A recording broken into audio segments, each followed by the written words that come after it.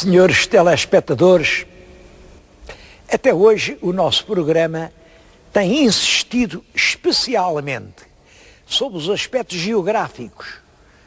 Como se lembram, subíamos sempre a um ponto alto, via-se uma terra ao longe, e além veio aquela vila, depois contávamos a história da terra. Bom, é muito importante, só que nesta altura praticamente demos volta ao país. Nesta série, que se chamou Horizontes da Memória, nós fizemos o retrato de 300 concelhos portugueses. Penso que nunca um programa fez tanto com tantos. Nunca. Ora bem, a verdade é que é tempo de mudar, até por uma razão. Claro que as terras são muito importantes, são mesmo o mais importante de tudo. Mas também há as pessoas. E nós vemos aí na rua, vemos inquéritos, os jornalistas interrogam, às vezes, crianças das escolas, outras vezes adultos, pessoas já, enfim, na plenitude da vida, e perguntam, olha, o senhor sabe quem foi o Vasco da Gama, o senhor sabe quem foi o Bartolomeu Dias, o senhor sabe quem foi o Dom Afonso Henriques? E as pessoas realmente não sabem. Eu já ouvi num desses inquéritos coisas deste género. O senhor sabe quem foi o primeiro rei de Portugal? Bom, e a pessoa disse, foi o Gacotinho. Bom, ora, isto representa uma ignorância total, que não é costume. Devo dizer que nos países civilizados da Europa, as populações conhecem o seu passado e têm orgulho no seu passado. Todas têm orgulho no passado. Os franceses têm orgulho no seu passado francês, no seu passado gaulês, na sua Joana d'Arc e no seu Napoleão. Os italianos têm um orgulho enorme e com razão para aquela terra maravilhosa em que vivem. E os espanhóis? Sabem lá o que é um orgulho de um espanhol? Só cá os portugueses é que não sei. Bem, pois eu vou, a partir de hoje, falar-lhes nos grandes heróis portugueses. E para não começar lá pelo princípio, pelo viriato ou pelos reis afonsinos, vou começar por heróis modernos, heróis alguns dos quais eu tive a honra de conhecer pessoalmente e de lhes apertar a mão. Vou falar nos grandes heróis da aviação portuguesa da década de 2030. É a década inicial do voo em Portugal. Estou justamente aqui no Museu do Ar, é um museu que fica em Alverca, é a 2 passos de Lisboa, e este museu, logo à entrada, tem aqui uma imagem que é um mito, é o Ícaro. O Ícaro foi adotado pelos historiadores da aviação moderna, assim como o primeiro aviador. Eu não sei se a adoção tem muita justificação, até acho que não tem. Mas já agora vou-lhes contar a história do Ícaro. Ele está ali, lá vai o Ícaro, com as suas asas, vai voando. Bom, o que é que se passou? Se olharem para este mapa, veem a Grécia Antiga, e veem aqui a ilha de Creta. Ora bem, segundo o mito, em Creta reinava um rei, o rei Minos, casado com uma rainha, a rainha Pacifai. Bom, a rainha, acho que era um bocado insatisfeita, não se contentava com o rei Minos e quis dormir nem mais nem menos que com a grande e poderosa divindade dos mares, com o Poseidon. Poseidon, que é o que dá o Netuno. Poseidon é a força do mar. Não há força maior que a força do mar. Eu acho que esta ideia da rainha de Creta, rainha da ilha, querer dormir com o rei do mar, tem a ver com a própria ideia de ilha. A ilha não existe se não for o mar. Bom, de qualquer maneira, a rainha queria lá ter os seus amorzitos com o Poseidon, e quem arranjou a maneira deles se encontrarem foi o arquiteto do rei, que era o Dédalo. O Dédalo lá arranjou ali uma maneira, abriu lá uma porta por um lado que dava para o mar, o Poseidon entrou sem ninguém o ver, e pronto, O Poseidon lá dormiu com a rainha, sem o rei Minos saber. A rainha engravidou, barriga muito grande, cada vez maior, uma barriga enorme, nem se percebia porquê. Só que quando o miúdo nasceu é que se ficou a ver. O miúdo não era um miúdo como os outros. Imaginem, ele realmente tinha corpo de rapaz, mas a cabeça era uma cabeça de um touro. Chamavam-lhe, portanto, como o pai era o rei Minos, o pai oficial, porque isso, os pais que entram pela porta das traseiras nunca deixam um nome, não é? Filho do rei Minos era o Minó, mas como tinha cabeça de touro, o Minotauro.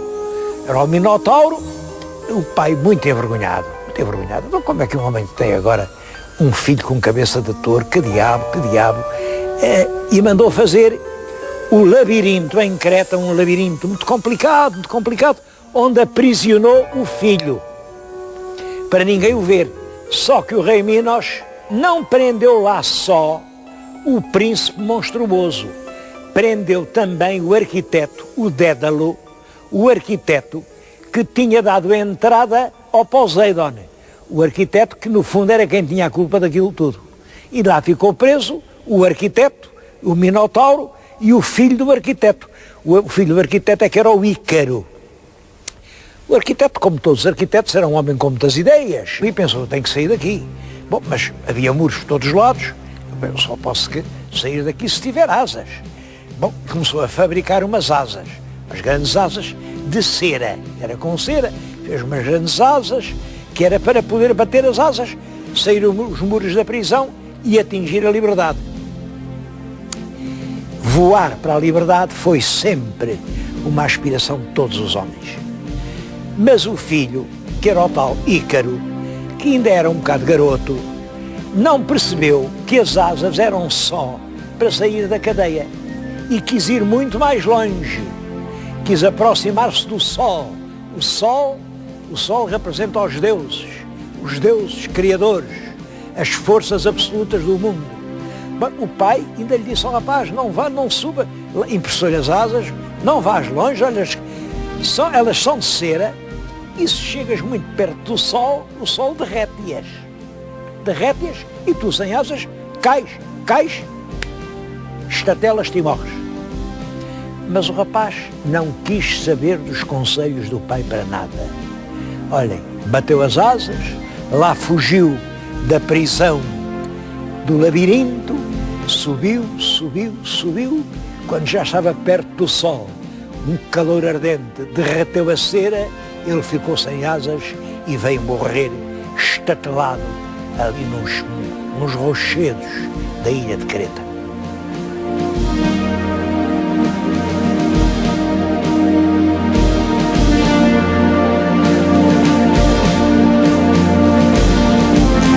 Bom, mas essa ideia de voar foi sempre uma aspiração humana.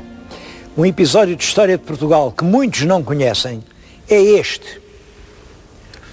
No século XVI, em 1540, exatamente em 20 de julho, um beirão, um rapaz, um João Torto, mandou fazer umas grandes asas, acho que eram asas de penas e de linho, e aqui do alto da Sé de Viseu, atirou-se, julgando que batendo as asas conseguia subir. É claro, não subiu, desceu e veio espatifar-se, morreu aqui no terreiro da Sé de Viseu. Isto é 1540 e foi preciso muitos anos para que finalmente aparecesse uma ideia que tinha possibilidades de realização.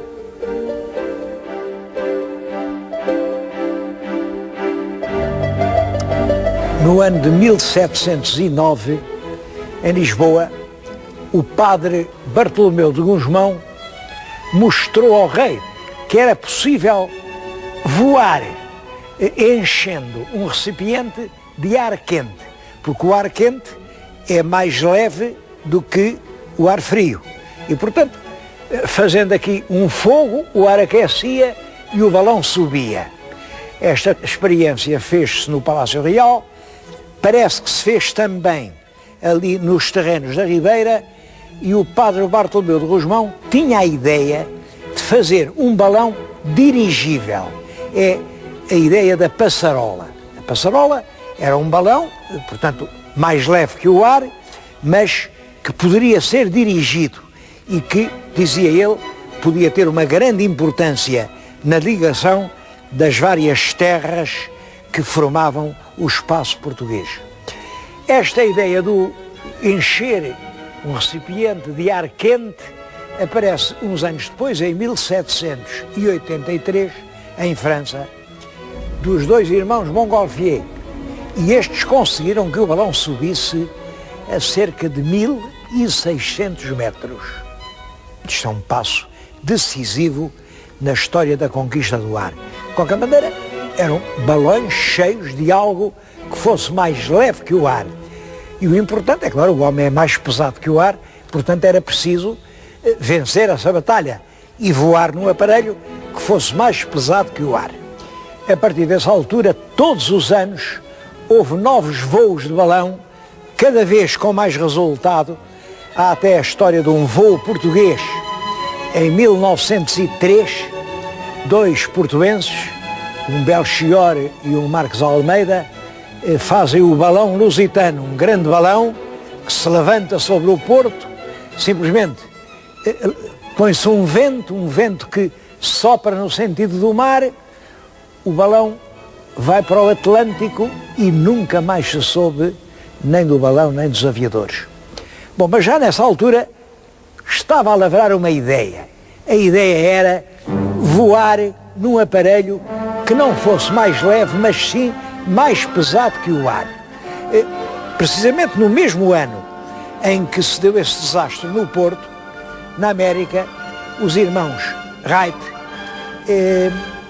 inventaram um aparelho, um avião com hélice, era uma hélice que fazia andar o avião, tinha umas asas, e eles, depois de várias tentativas, conseguiram andar 284 metros em 59 segundos.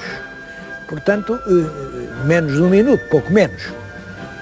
Esse é considerado oficialmente o primeiro voo, 284 metros, em cerca de um minuto, pelos irmãos Wright nos Estados Unidos.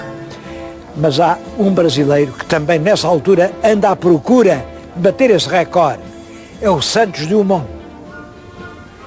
Esta é uma réplica do avião de Santos Dumont, em que ele, em 1908, conseguiu voar 2 quilómetros na região de Paris. Como veem, o aparelho é de canas, é de bambu, é de uma fragilidade enorme, mas voou. A partir deste momento, a aviação vai entrar num rapidíssimo desenvolvimento.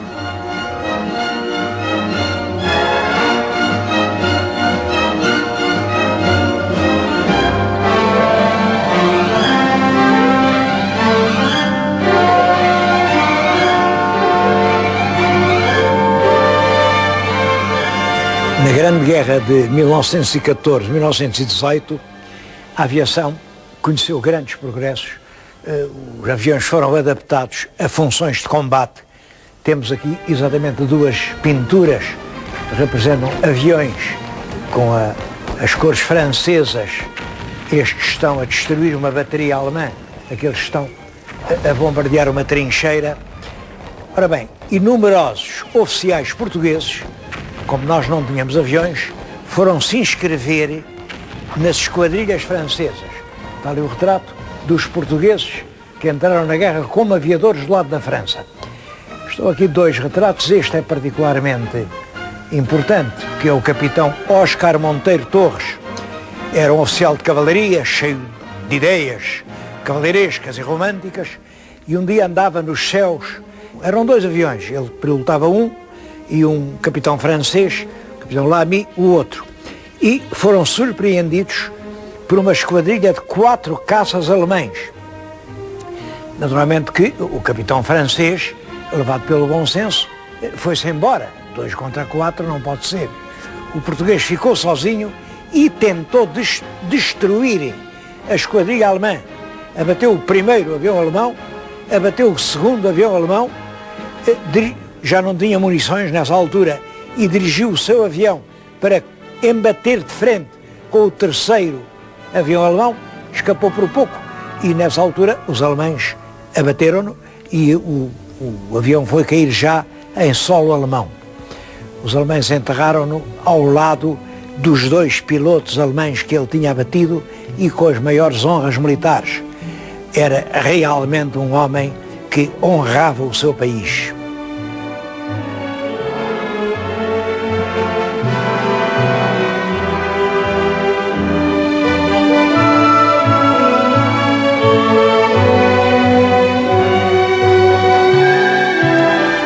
É a Primeira Guerra Mundial, que, como sabem, termina no fim de 1918. O armistício foi em 11 de novembro de 1918. É depois disso que a aviação em Portugal começa a andar rapidamente. Eu estou a falar-lhes diante de um avião construído em Portugal. Foi num avião destes que Gago Coutinho voou pela primeira vez. Já não era nada novo. Foi num avião destes que o Sacadura Cabral dava a instrução.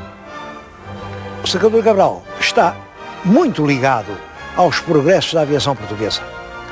O nome completo era Artur de Sacadura Freire Cabral. Era um beirão, celúrico da Beira, e realmente é talvez o grande impulsionador dessa geração de heróis do tempo dele. Vemos lá naquela fotografia, ele é quem preside, está ao centro, porque ele é que era o diretor do primeiro curso de aviadores que houve em Portugal. É um homem de um grande caráter, de uma grande bravura. Tenho junto de mim uma carta, é uma carta do rei Dom Carlos, de 1902, portanto ainda Sacadura, era quase um desconhecido, passar-lhe um louvor por, em Moçambique, se ter deitado do navio ao mar para salvar um grumete que não sabia nadar e tinha caído à água, e ele, com risco da própria vida, salta do navio para salvar o rapaz.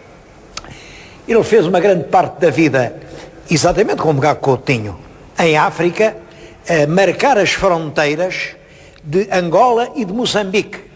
Se Angola e Moçambique chegaram até hoje como grandes países, devem isso em grande parte aos trabalhos dos geodésicos que andaram cuidadosamente a marcar a linha da fronteira. Entre eles, o Gago Coutinho, que apresentava-se sempre como geógrafo. Ele, ao morrer, não permitiu que lhe pusessem na campa senão este título, geógrafo. E o Sacadura Cabral, que o conheceu em Moçambique. É Sacadura Cabral quem tem o projeto de uma grande travessia atlântica desde Lisboa ao Rio de Janeiro. Bom, e para preparar isso, eles fizeram em 1921, Sacadura Cabral e o comandante Gago Coutinho, que era um grande geógrafo e que era, para questões de orientação, era considerado uma sumidade, são os dois, Gago Coutinho e Sacadura Cabral, que em 1921 voam desde Lisboa ao Funchal. Esse voo entusiasmou, evidentemente, os madeirenses, porque nunca ninguém tinha conseguido fazer essa travessia. E no ano seguinte, 22, dá-se a grande viagem Portugal-Brasil. Eu estou a falar-lhes diante de uma réplica exata do avião que levou os 2 aviadores portugueses até ao Rio de Janeiro. É uma réplica feita aqui, nas oficinas gerais de material aeronáutico, uma réplica preciosa, assim mesmo, apesar de ser uma réplica. Quem quiser ver o original, o próprio avião, ele está também em Lisboa, no Museu de Marinha. É uma das mais preciosas relíquias do nosso glorioso passado que hoje se guardam em Lisboa. Neste avião, 2 aviadores portugueses ligaram pela primeira vez os continentes americano e europeu. É claro, posso dizer, não, já antes, o Reed, pois foi almirante, nessa altura o tenente Reed, também voou desde a América à Europa, é verdade, é verdade. Em 1919, o ano em que eu nasci, o tenente Reed fez essa viagem. Simplesmente, para marcar o caminho, os americanos puseram no mar, de tantas em tantas milhas, o navio de guerra. E de dia, o navio deitava fumo. E os aviadores viam ao longe o fumo, sabiam que o caminho era por ali.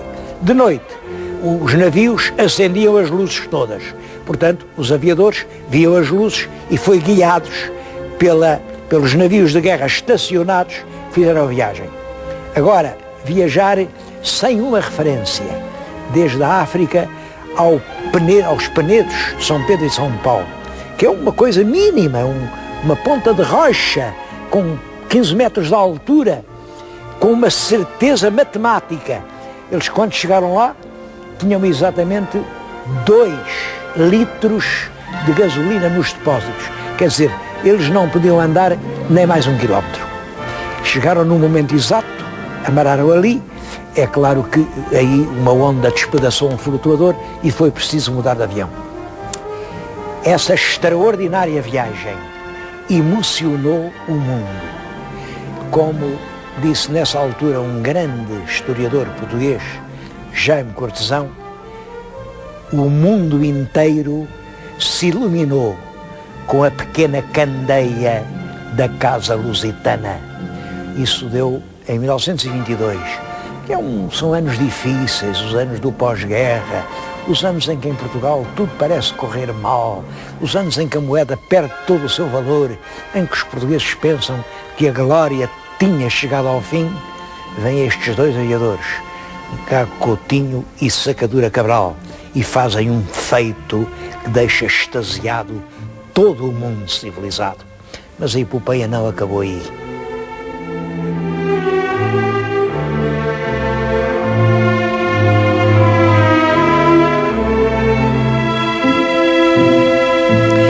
Os senhores telespectadores viram aquela fotografia do comandante Sacadura Cabral no meio dos seus alunos do primeiro curso de aviadores que havia em Portugal. Não sei se repararam que atrás de Sacadura Cabral está um jovem em pé, um jovem que iria fazer história. É Sarmento de Beires. Sarmento de Beires é um homem muito notável, é realmente um herói da aviação. Ele era da arma de engenharia, portanto era um oficial de engenharia que optou pela aeronáutica. É um escritor, tenho nas mãos um livro dele, de Portugal a Macau, em que ele descreve essa extraordinária viagem. É um democrata muito convicto, é um homem que luta pela manutenção do Estado em que ele acreditava e que vem para a rua de armas na mão no 7 de fevereiro, quando todos os outros que tinham combinado sair ficaram em casa. Como ele diz, ele achou-se com uma revolução nas mãos. Bom, mas bateu-se como um leão. Ele, ali nas ruas, no Largo do Rato, naqueles dias, morreu imensa gente. Ele escapou por um triz. É claro que tudo isso, ele foi expulso do exército, foi condenado, esteve na cadeia, daí deram-lhe fuga para o Brasil e só quando já estava velho voltou a Portugal. Era ao mesmo tempo um dos fundadores da Seara Nova, colaborador permanente da Seara Nova, quer dizer, é o tipo do herói intelectual que dá a sua vida pela causa em que acredita. E isso são os verdadeiros heróis. Em todo caso, não é dele, é do outro grande aviador português, Brito Pais, que nasce a ideia de ir desde um extremo até ao outro das terras que até então tinham a bandeira de Portugal. É a viagem Portugal-Macau, em 1924. Eu recordo-me dela porque nós na escola primária gritávamos quando os aviadores andavam por lá: os nossos aviadores já chegaram a Macau, isto ainda antes do triunfal regresso a Lisboa. É uma viagem de facto extraordinária. Fizeram num avião como este e a toda a extensão do avião mandaram escrever um verso de Camões: esta é a ditosa pátria, minha amada. Camões escreveu isso nos Lusíadas, no canto terceiro, e foi esta frase dos Lusíadas que os aviadores escreveram no seu avião que voou através de etapas sucessivas num longo percurso, um dos mais longos percursos feitos pelos aviadores de todo o mundo, desde Lisboa até Macau.